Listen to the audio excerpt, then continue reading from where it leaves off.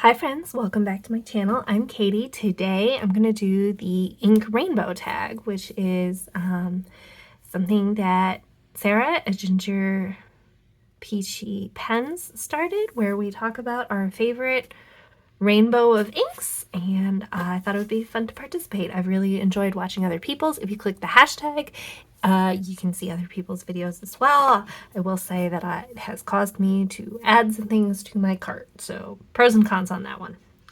In general, this is a little challenging because one of my favorite inks, I don't have any anymore, and that was a little painful. The other thing about me is I'm a sample enthusiast. They come, they go. I'm pretty diligent about not buying bottles, and so in general, my answer to what my favorite ink is the next one. I just love the feeling of like trying something new.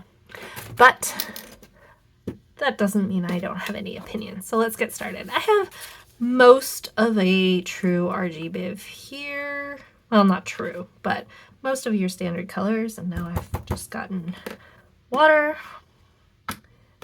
already on my book. So we're off to a great start.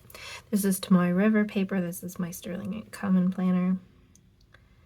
And I'm going to start with brown, just because that's what made sense to me based on what I know we're going to be doing. So my favorite brown was a tie between two. I have a favorite straight up brown and a favorite mixing brown. There's going to be some ink mixing talk in this video, just because that is a thing that I enjoy doing. But this is my favorite just brown. It's a pretty orangey brown. This is Ackerman's SBRE brown. It's quite orange, but I don't really have a true orange pick for later, so it's maybe kind of doing double duty. It's nice and warm. I haven't used it in a while. I'm an extremely seasonal ink user, and so some of these were hard to get in the mindset of because I haven't used them in a long time. Not because I don't like them, but because I'm really into the super bright colors at the moment, rather than like the more muted tones that I definitely am into and use a lot in like the winter and fall. But right now I'm feeling extremely bright. So you'll see a mix here, but it was a little interesting to get into that mindset. You will see that in plain view here though for the pink. So for pink, I'm using Yoseka Ceramics King Yon Z Red, which they use the word red, but it is absolutely a pink.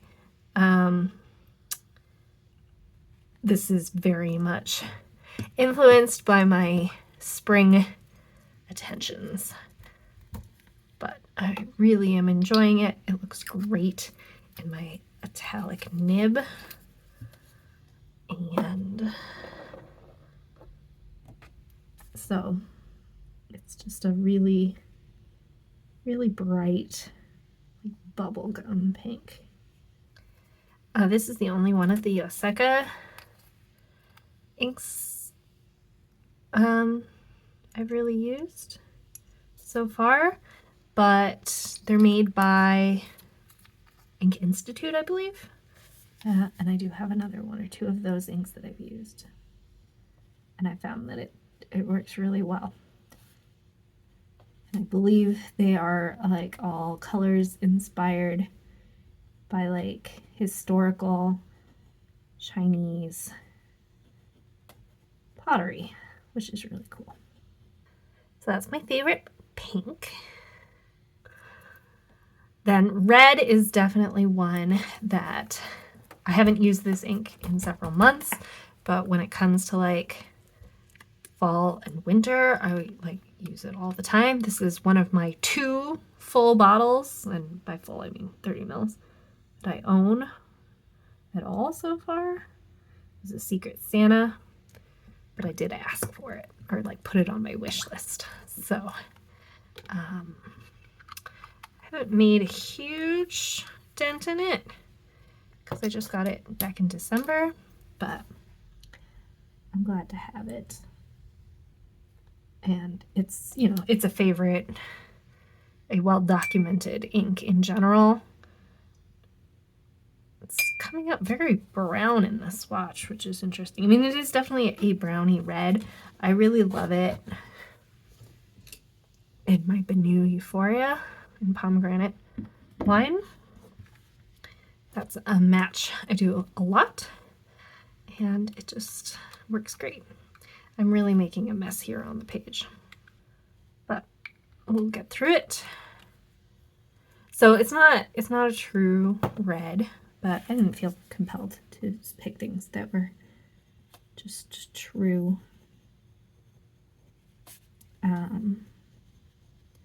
Because you're asking about my favorites, and these are my favorites. That one's short in naming. So it's beautiful shading. I find myself, I like the really bright colors, the really like clear, pure saturation colors. And then but I also have a real affinity for these kind of, they're very clearly a color, but they've got a fair amount of desaturation to them. So not all the way at like brown or gray, black or gray, although I do have a thing for grays, but just kind of a nice desaturation. All right, orange. This ink kind of straddles between orange and yellow, depending on how it gets applied, how wet your pen is. So, but I don't really have a truer orange favorite than this. This is Sailor Manyo Yamabuki. So in dry pens, it'll read yellow with some orange shading. And in wet pens, it'll look a little more orange. And I keep like putting everything away before I actually finished. So this is Sailor. I love like chroma shading inks. And this one like hits the brief really nicely. So in terms of yellow, when I was thinking of like just skipping it or combining yellow and orange into one, but if I really think about what my favorites are, and I've like gone through a full sample of this, so it really is, and I'm now on a second one, this is it. This is Diatramentus Document Yellow, and it's not legible or anything. This is a mixing ink, but it is the one that I use the absolute most of all of my mixing set. I just posted a video, and I'll link it above, to comparing the Diatramentus document inks to the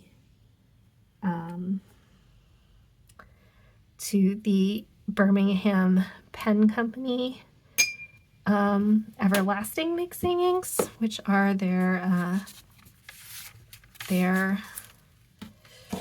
pigment mixing set, and I prefer the Diatramentus ones.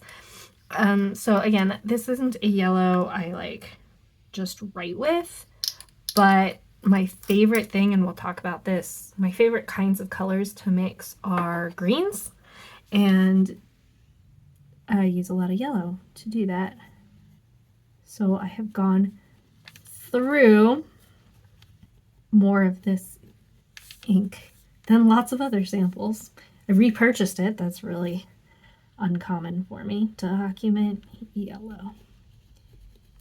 So it definitely, it's in a different category, but it's definitely my favorite yellow. Okay, here's where things were hard. I don't have my favorite green at the moment. It's just, I finished it and I haven't gotten more. It is Birmingham Pen Company Pitted Nickel. It's like a beautiful kind of slightly desaturated blue-green. And I really love it. I write with green ink a lot, but I don't own a lot of green inks. And I think it's because we were talking about I really like to mix custom greens. Like, greens are a color where I really care about the nuances and getting like just the right amount of yellow, just the right amount of blue for what I'm like hankering. And so a lot of the greens are things I mix myself. But because this is a swatching video, let's do some swatching. This is fairly close to my beloved Pitted Nickel. This is Troublemaker Sea Glass. This one has more chroma shading. The Pitted Nickel isn't a chroma shader at all. This one has some. It's also drier than the Pitted Nickel. But Van Ness White Lightning is an unofficial favorite part of this swatching. I mean, I'm not using it right now, but I love White Lightning. It really makes such a huge difference for a bunch of inks. So Troublemaker Sea Glass is what we'll pick because that's what we have and it's much easier to access. Van Ness sells samples of it, for example, than the Birmingham Pitted Nickel. But I love Pitted Nickel. That's the real favorite. Okay, then I did teals. So my favorite teal is Colorverse Gravity Wave, which I got as like a random sample for my birthday from Goulet. So I didn't pick it, but I have kind of fallen in love with it. It's really just a beautiful color. It's just kind of the right amount of everything, in my opinion. When I run out of the sample, because you know the Goulet samples are only 2 mils compared to like the Van Ness 4 mils, although I have a fair amount. I don't go through ink very quickly. But I will miss this when it's gone, and I will have to decide if I am getting more. I could definitely see myself buying another sample, maybe a 4 mil sample. I don't see myself buying a bottle because I have a staunch no bottle buying policy that I'm about to dramatically break. Subscribe if you're going to want to see that. But the policy stands. So I love that kind of teal. It was hard to pick blue. When I got into fountain pens in large part so that I didn't have to use like standard ballpoint and gel pen colors anymore. Like that was a huge a part of the appeal for me. And so it's taken me, and you know, I've been in the hobby a little over a year now, and it's taken me that long to really want to write with blues because I really haven't wanted to do anything that reminds me of the tyranny of, you know, ballpoint pens essentially. So, so even still, I've like stayed far away from anything that feels too scholastic. But I have really been enjoying this one. I haven't had this one in my collection very long. I've only inked it once, but it is the one I'm really loving. And, you know, like the pink, it's very much of a springtime kind of enjoyment. So Naga, this is going to be a challenging one. Kobe, number 26, which is how I always refer to it, but the actual color name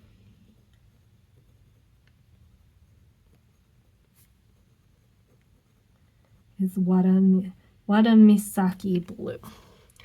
It's really beautiful. It's nice and light. It's kind of in a color family like Konpeki, but it's lighter. When you actually write with it, it's coming, you know, a little heavy off the Kakamori nib, but it's a little lighter. Purples.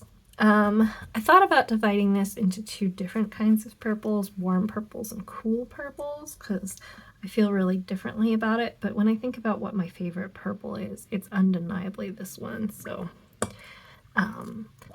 honorable mention in the warm purple category for Van Diemen's Black Tongue Spider Orchid, which I love, but I am now out of. But this one is a chromo shading cool purple. Again, one you might want to use White Lightning in your pen, depending on your pen and nib choice, because in order to get the colors, it needs to like be flowing nicely off your pen. But this is Troublemaker Foxglove. And it's just, in general, I prefer warm purples instead of cool purples, but this one is just so dramatic and so beautiful. It's kind of like a souped up version of Sailor Neko Yagi, which is also a favorite of mine, but that one can get really light. And this one is a little more vibrant, but it's got that like purple base, but blue and pink chromo shading. And then the last one is actually my very favorite category, and that's gray purples. It's my go-to neutral. I have like 8 of them, all samples. It's hard to pick a favorite because I actually haven't used all of them yet, because I don't use them in large quantity. I just use them frequently. But this is the one that I have inked and really enjoy. This one is a Birmingham Everlasting ink, so it is water resistant, which isn't a thing I require in my fountain pen ink, but if I otherwise like the ink, I find that to be you know, not a detriment as long as it's not hard to clean out or anything. And I haven't had a problem with this one, although I haven't had it like sitting in a pen for super long. But this is like my go-to neutral. So other honorable mentions are things like Herbin Green Nuage, or Birmingham has a ton of them, things like Armadillo and Pennsylvania Fieldstone, and some of those are more chromo shading than others. This one doesn't really chromo shade, but it is like just reasonably wet and the perfect darkness, like value and hue. So I really love that one. Let's do one honorable mention. We'll do one honorable mention. I discussed it earlier. This is my other full bottle. I would have bought a sample if they were available, but it was not available in samples. And so I bought it. This is another one of my favorite inks to mix with. It's not that useful by itself, but I find it very handy to have in my collection. And it's Ink Institute Moonshine. And it's a little too light, and it's a little dry, and it's really not gonna swatch well here. But these are meant to be like mixing inks, not in the way that these are, but what they like suggest is that you ink your pen with this and then you like dip. So your pen is inked with this ink, and then you like drop other colors onto your feed, and then you can make cool kind of chroma shading effects that way. I haven't messed with that too much, but I do find it to be a component in making ink mixes that I enjoy, because it's got this kind of desaturated light brown thing going. I find that like you put just like, you have a converter mostly full of this and you put a drop or two of another color, like the oxblood is really beautiful, and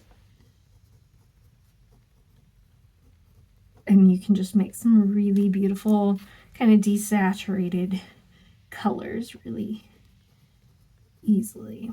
But it's not that functional on its own by itself. So there wasn't really a category for that, but I get to make my own categories, and now my page is nice and full. So here is my ink rainbow as of this very moment, because these things change. Let's zoom in a little here so you can see how they dried down. The SBRE brown does read browner when you're actually writing with it, but it is fairly orangey brown. The really vibrant Yoseka ceramics color, good old diamine oxblood, and the writing sample in person you can really tell that it's red, but on camera it's reading a little more brown. Good old Sailor Manyo Yamabuki, just that beautiful yellow-orange interface. The very useful Diatramentus document yellow. Troublemaker Sea Glass. That one is the one that feels the least like, I mean, it's true that I love pitted nickel. I really love like yellowy greens, and I write with them a lot, but I don't actually like own any. Color vs. Gravity Wave. It's got like a red sheen. That doesn't show up too much in normal writing.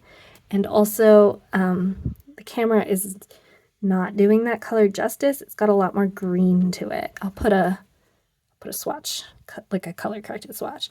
Yeah, and this color is also losing some of the green or the yellow component.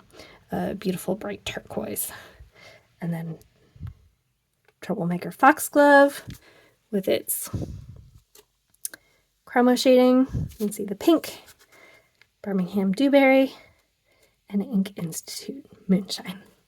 So anyway, thank you, Sarah. This was a lot of fun to think about, and I really enjoy spending time talking inks with you all. If you are interested in sharing yours, I'd love to hear them either in the comments or use the hashtag, and I will find it by looking at all the hashtaggy videos. Thanks for hanging out with me. If you enjoyed this video, hit the thumbs up. If you'd like to see more from me, and in particular, there's going to be a lot more ink mixing stuff coming up. If that's the thing that interests you, hit the subscribe button, and we can hang out again soon. I'll talk to you later. Bye.